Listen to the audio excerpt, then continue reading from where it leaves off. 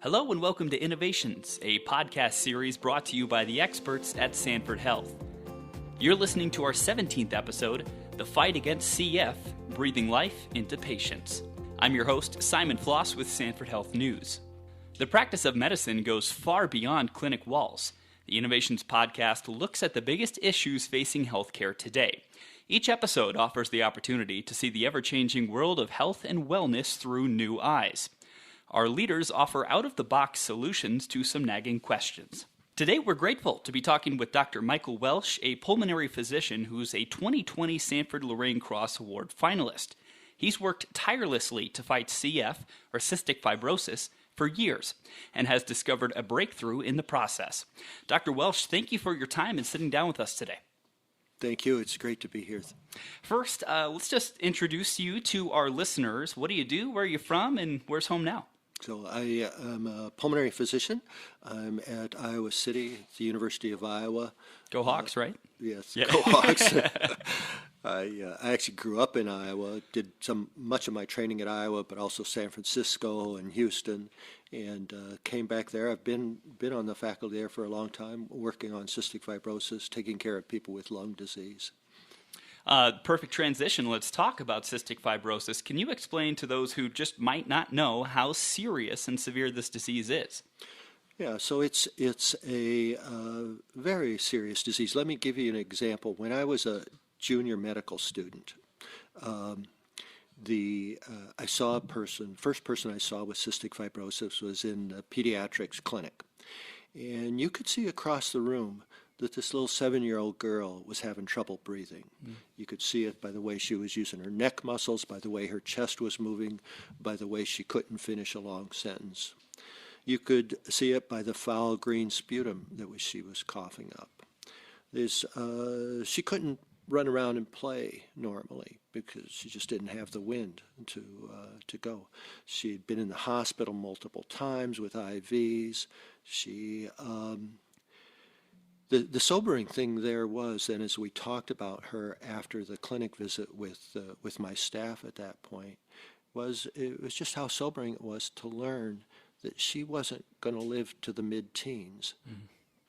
Wow. Because we didn't have good treatments. We didn't have any real treatments to change the course of her disease. So cystic fibrosis is a disease that's very severe. It changes people's lives. If you pick up any textbook and look at the chapter on cystic fibrosis in a medical textbook, the first sentence is almost always, cystic fibrosis is a lethal genetic disease. And today it doesn't have to be lethal anymore. We're going to get into that in a little bit, but just for more context, I mean, off the top of your head, do you know how many people it affects?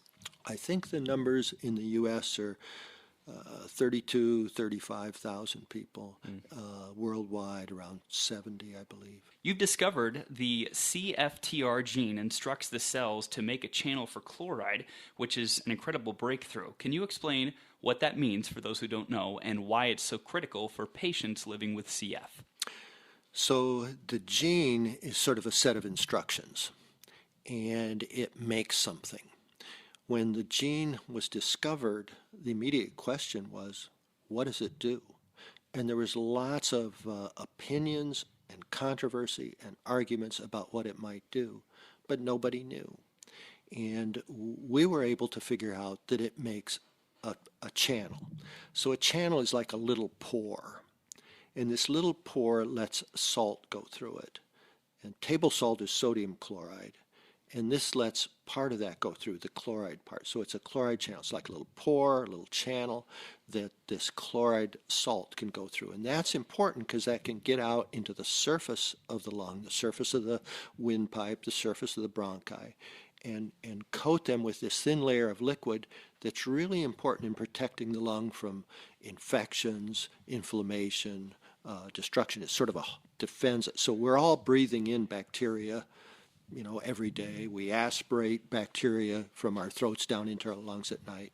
So we need a really good defense system. And in cystic fibrosis, this little channel, once you knew it was a channel, you could then figure out if it's not there, what happens, and how do you get this lung infections. That discovery, is that, is that the biggest sense of pride that you've had through your career thus far? I think there were lots of things that I don't know if I would say that that's the biggest. That was really an important one.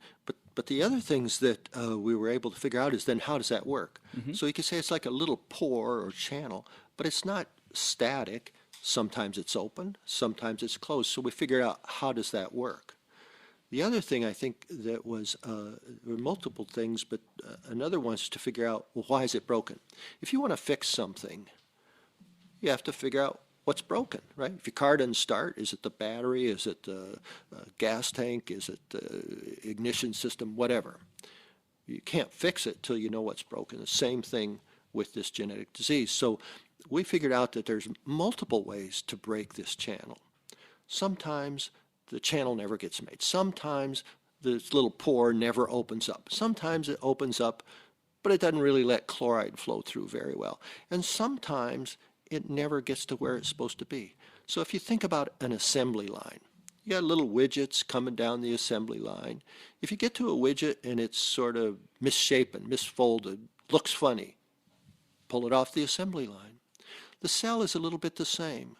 The common CF mutation going down the assembly line, being made, being folded, being buffed up, and it looks funny to the cell. It looks misfolded. The cell pulls it off the assembly line, so you never have these channels where you need them. That was really, that's important because it says that's what you need to fix. The other thing there that I think that helped a lot is we showed you could fix it. So we showed it for this common mutation that gets pulled off the assembly line. And there we learned that we could fix this simply by lowering the temperature of the cells in the lab. Now, normal body temperature is 98, 99 degrees for you and for me. If we lowered the temperature down into the 80s or the 70s, the channel could make it past the quality control system. It folded a little better. Quality control system didn't recognize it as abnormal, and it actually got to where it was supposed to be. And once it got to where it was supposed to be, it actually could work. Not 100%, but pretty darn well. And that was really exciting because it says, here's the problem. Here's what the protein does. It's a channel. Here's how it works.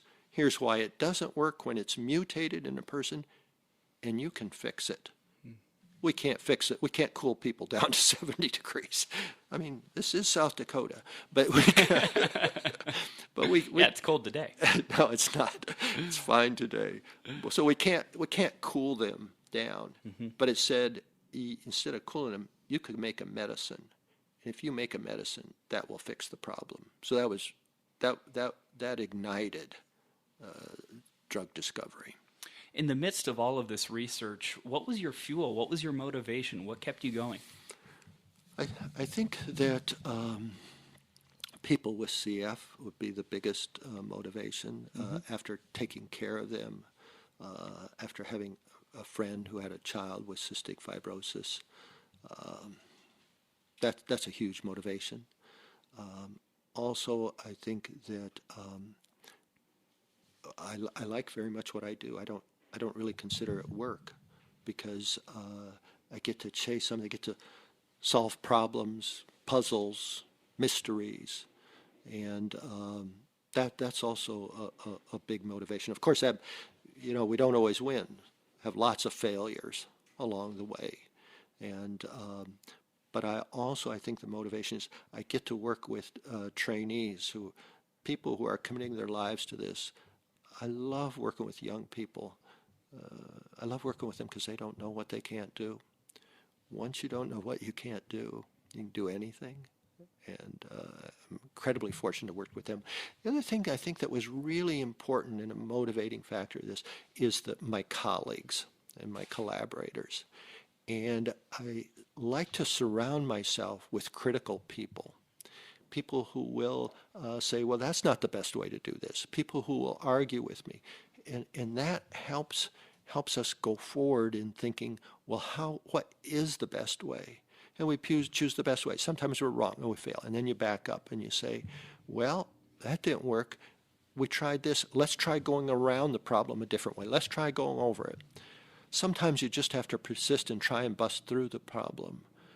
But it's the combination of all those things, the motivations from patients, your trainees, your colleagues, the people you know with CF. Let's switch gears now and talk about the Loraine Cross. What is it like to be a Sanford Loraine Cross Award nominee, and what's this recognition mean to you? I love it. Well, it's humbling, because when I got the call that I was going to be a finalist for this award, my first reaction was just I was just very excited and honored. But within a couple hours, I was talking to Kelsey again, and about all the other people who have contributed, all my trainees, all my colleagues. It's not one person. One person can't do this. It takes a whole team of people.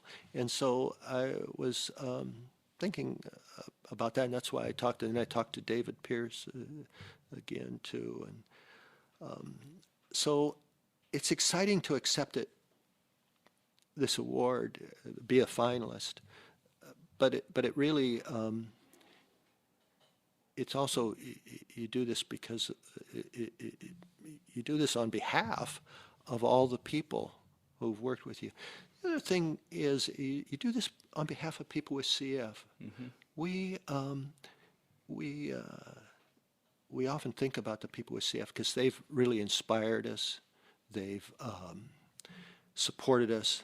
I'll tell you one story. This is about Kay Van Thornton. I'm not revealing anything. By giving her name, she's been written up several times. She was really important to us. Kay was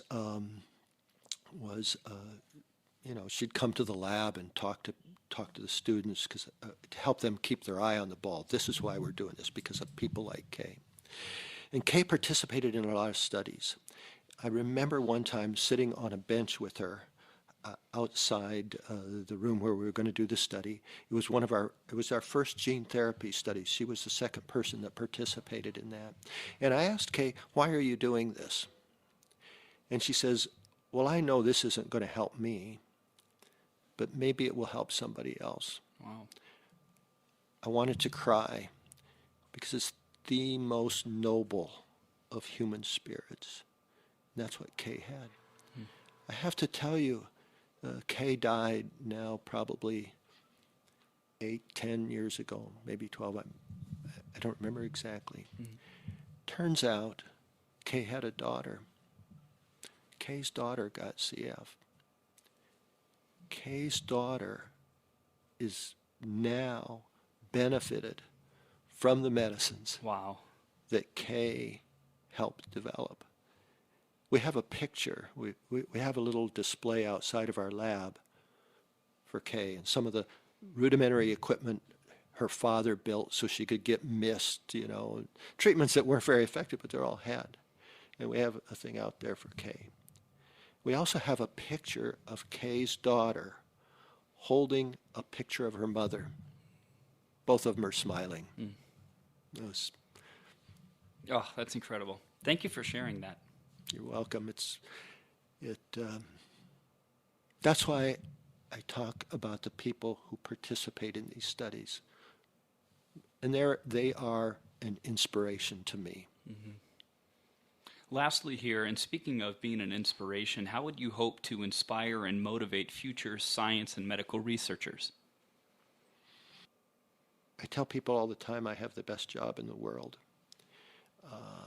I get to work with young people, great colleagues, get to work on incredibly interesting problems. And in the end, the things that we work on can benefit human beings. I think that it was really important for me was my family, so that's really important. They sustained me, they've supported me, they sacrificed, and that's been really important. Also, I don't consider what I do work, and because I'm chasing something I want to chase, and